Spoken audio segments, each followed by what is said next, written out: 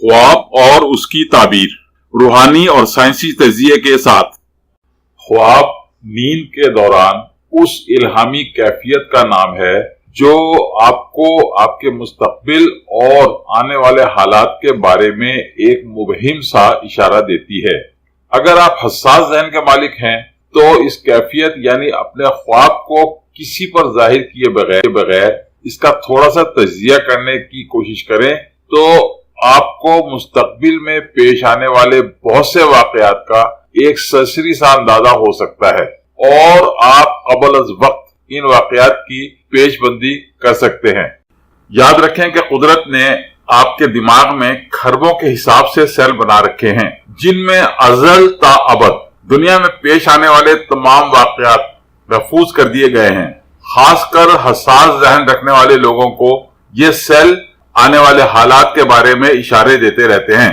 क्योंकि ये तवील नफ्सियाती बहस है, इसलिए मैं इस बहस को यही छोड़ते हुए आपके ख्वाब की ताबीर की तरफ आता हूं। जब मैं अपने नफ्सियात का चैनल शुरू करूंगा तो इस मामले पर खासी लंबी चौड़ी बहस होगी।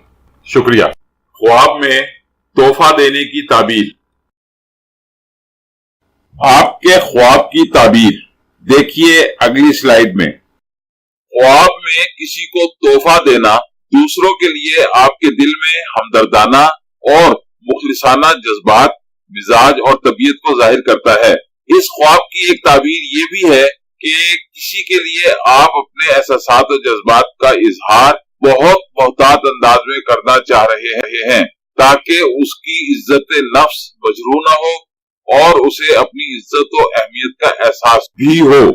अगर आप कोई कीमती तोहफा खरीद रहे हैं या फिर किसी को कोई कीमती तोहफा पेश कर रहे हैं तो ये आपकी शख्सियत और मिजाज में दूसरों के लिए जज्बा एसार और कुर्बानी को जाहिर करता है और इस बात को भी जाहिर करता है कि आपके इस अमल से दूसरे खुद को अहम और बाइज्जत महसूस करें।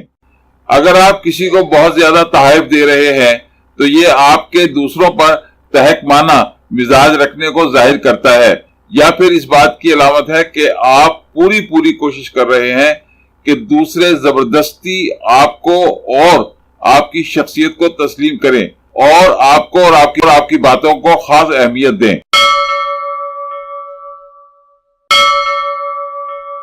मजीद वीडियोस के लिए हमारी वीडियोस को लाइक कीजिए और चैनल को सब्सक्राइब कीजिए और हाँ, बेल बटन को हिट करना मत भूलिए। इस तरह आप हमारी नई वीडियो के मुतालिक हर वक्त अपडेट रहेंगे। Please don't forget to hit the bell button. It will keep you update about our new videos. Thank you very much.